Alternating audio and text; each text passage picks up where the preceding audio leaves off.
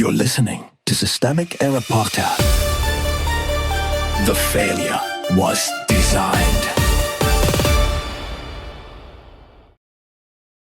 GOP speaker floats amending Constitution after Supreme Court hands Trump devastating loss, based on an article by Sarah K. Boris. Power without results, blame without evidence. The real decision makers. Speaker Mike Johnson is not describing a policy problem so much as advertising a governing failure. Republicans control the House, Senate, and White House, yet the only concrete solution he offers is to push the issue into the constitutional amendment labyrinth he knows cannot be crossed quickly, if at all. That is not leadership. It is procedural theater dressed up as resolve.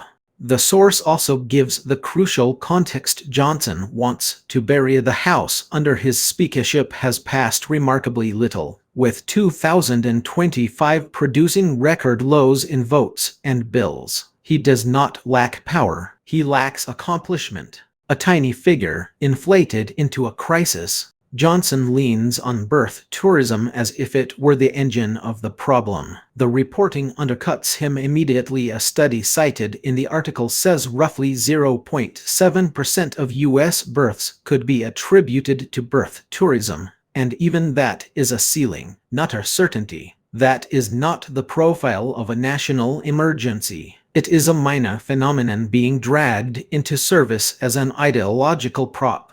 This is the standard move. Find a narrow edge case, inflate it into a civilizational menace, then use it to justify stripping rights. The scale of the claim collapses under scrutiny, but the political usefulness remains intact. Misdirection as governance. Johnson frames the issue as if some anonymous influx of outsiders has somehow grossly abused the Constitution. That language does the work of misdirection. It shifts attention away from the elected officials who are actually empowered to govern, legislate, and spend political capital. The weaker target is obvious: migrants, pregnant women, and a vague welfare state caricature are easier to attack than a Republican trifecta that cannot or will not produce durable legislation. The story is not about helplessness. It is about choosing a scapegoat because accountability would be more expensive.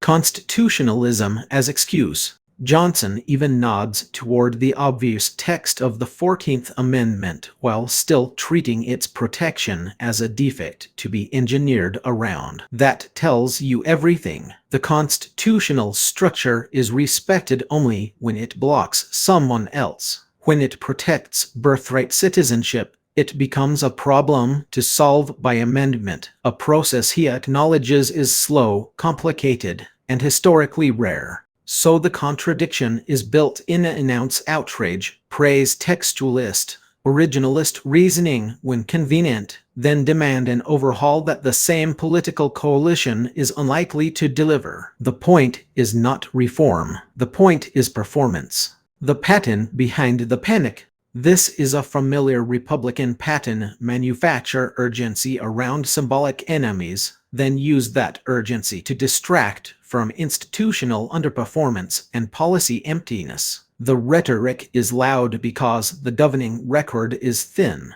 The more power they hold, the more eagerly they reach for imaginary helplessness.